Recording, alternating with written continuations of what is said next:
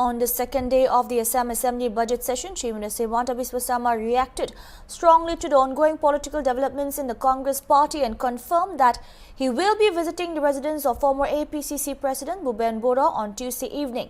Taking a sharp dig at the Assam Pradesh Congress Committee APCC, the Chief Minister alleged that the Congress in Assam is no longer functioning as APCC but has become something else entirely. He further alleged that the Congress president was insulted during the meeting where the leader said he had worked hard in NSUI and Youth Congress to rise through the ranks.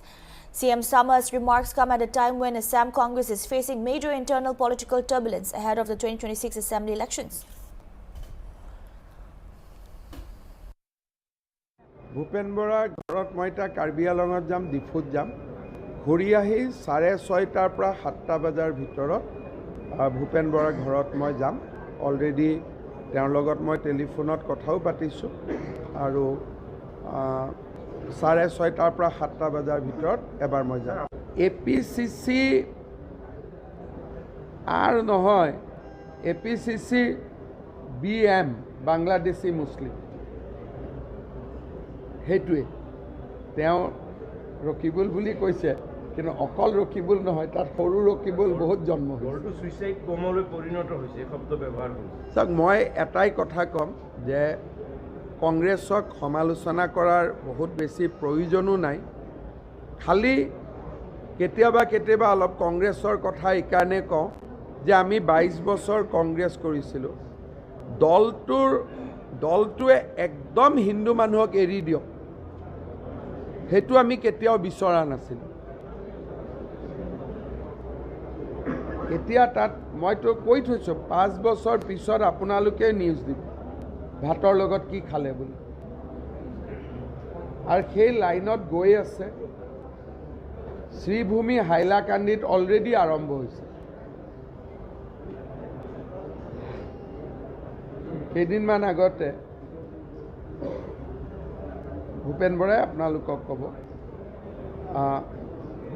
মই মোৰ মুখেদি নুলিয়াও আৰু মই কথাবোৰ জানো কাৰণে বেছিকৈ কৈ থাকিলেও বিপদ কালিয়ে যেতিয়া ভূপেন বৰা ঘৰত বহি আছে কংগ্ৰেছৰ দুজন ডাঙৰ নেতা হিন্দু নেতাই কংগ্ৰেছৰ সভাপতিক কৈছে যে তুমিতো পেৰাচুট লেণ্ডিং কৰি নেতা হৈছা আমাৰতো সৰুতে দেউতা ঢুকাই গৈছিলে